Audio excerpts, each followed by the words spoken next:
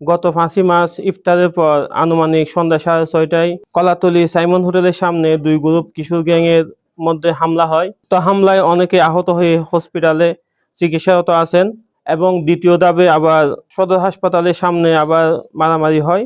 এই ঘটনাকে কেন্দ্র করে আওয়ামী লীগের দোসর কক্সবাজার সিভিল সার্জন অফিসের কর্মচারী জামাল উদ্দিন একটি মামলা দায়ের করেন। এই মামলায় উদ্দেশ্যপূর্বক হয়রানি করার উদ্দেশ্যে আমাকে 10 নং আসামি করা হয়। উক্ত ঘটনা সম্পর্কে আমি অবগত ছিলাম না। ঘটনা ঘটার পর নিউজের মাধ্যমে আমি জানতে পারি কিশোর গ্যাংয়ের দুই গ্রুপের কেউই আমার পরিচিত ছিল না। উদ্দেশ্যপূর্বক হয়রানি করার উদ্দেশ্যে আমাকে মিথ্যা মামলায় ফাঁসানো হয়। 5ই আগস্টের আগে আওয়ামী লীগের দাপট দেখিয়ে মানুষকে বিভিন্নভাবে হয়রানি করতেন জামাল। এখন কক্সবাজার সিভিল সার্জন অফিসে দাপট দেখিয়ে সমতালে সাধারণ মানুষকে হয়রানি করে যাচ্ছেন।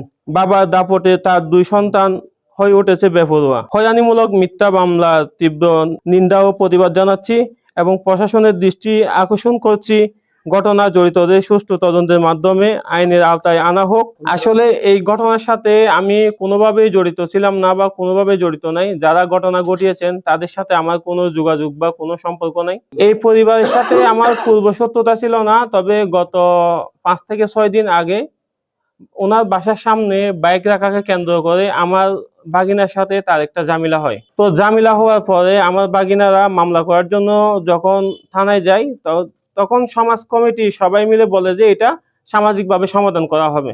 তখন আমি আমার বাগিনাদেরকে বলে তাদেরকে মামলা করা থেকে অব্যাহত রাখি এবং সামাজিকভাবে একটা ফয়সালা করার জন্য ডেট দেওয়া হয়।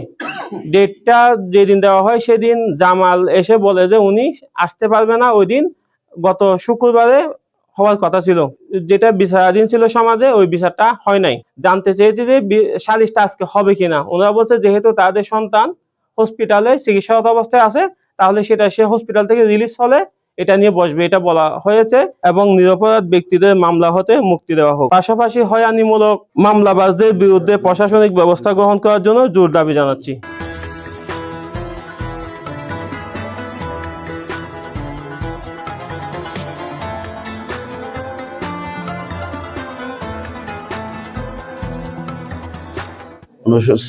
সাল থেকে এদেরকে চিনে আসছে যে বিএনপির একটা নিবেদিত পরিবার হিসেবে, টোটাল পরিবার রাজনীতির সাথে যেমন সম্পৃক্ত, নিজের রোজগার করে পরিবারের সাথে হাল ধরার জন্য যা করতে হয় সেটা করতেছে। কি কারণে যে একে মামলায় নথিভুক্ত করা হলো এটা তো অবশ্যই সন্দেহজনক। যেদিন ঘটনা হলো সেদিন দেখলাম বিএনপির নাম, ছাত্রদলের নাম চলে আসতেছে। আসলে এটা খুব আমাদের জন্য দুঃখজনক, দুঃখের পাশাপাশি হতাশাজনক।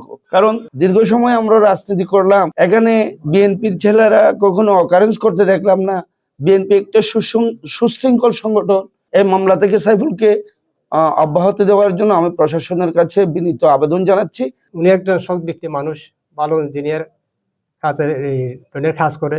তাহলে ওনাকে মিথ্যা মামলা দিয়ে যে হয়রানি করা হয়, আমরা আইনগতভাবে আমরা ওই মামলাটা প্রত্যাহার করার জন্য আমরা সামাজিকভাবে গুরুত্ব আবেদন জানাচ্ছি।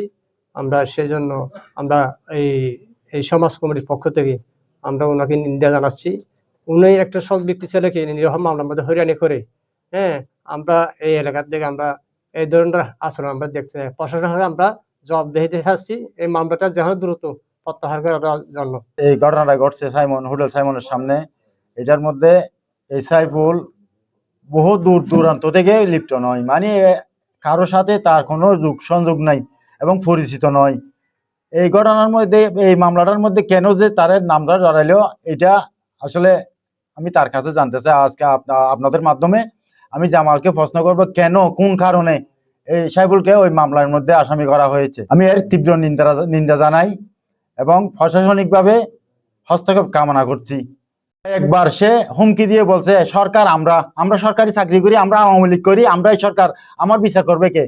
আর এখন তার ভাতিজা ওয়ার্ড যুব দলের সেক্রেটারি, তার প্রভাবকারী আজকে সমস্ত এগুলি করতেছে।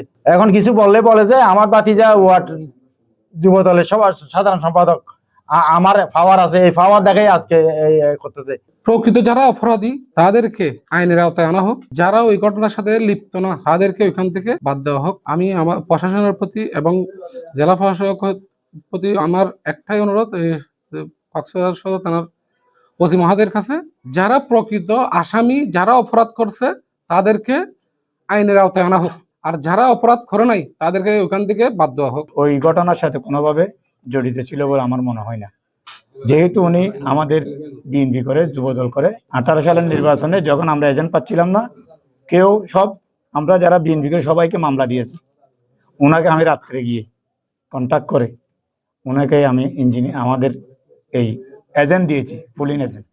উনি ওই রকম একটা দুঃসময়ে দায়িত্ব পালন করা একটা বিএনপির নেতাকে, যুবদলের নেতাকে আজকে এই সময়ে মিথ্যা মামলা দিয়ে হয়রানি করাটা আদৌ সমীচীন হয় বলে আমার মনে হয় না।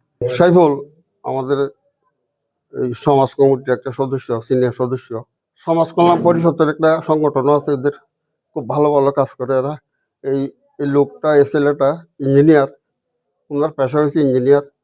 এই লোকটা তো কোনো খারাপ কাজে কোনোদিন লিপ্ত দেখিও নাই, শুনিও নাই। কোনোদিন ঝগড়া বিভাগ করছে সেটা শুনিও নাই কোনোদিন। কি কারণে এই ছেলেটারে ওই মামলাতে জড়াইছে সেটা আমরা জানি না।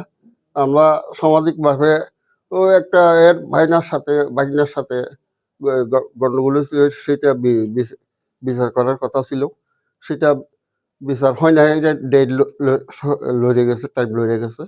লড়ার পরে এই কিছুদিন আগে একটা ঘটনা ঘটাইয়া এই ছেলেটার কিভাবে এই ঘটনা জড়াইছে জানি না, মামলাতে জড়াইছে জানি না। কি বলবো এখন, সৎ লোকের যদি বাঁচতে পারে না কোনো ইয়ার থেকে, খারাপ যুগের জন্য, তো এটা দুঃখজনক। এই ঘটনাটা দুঃখজনক, আমরা এটা নিন্দা করি।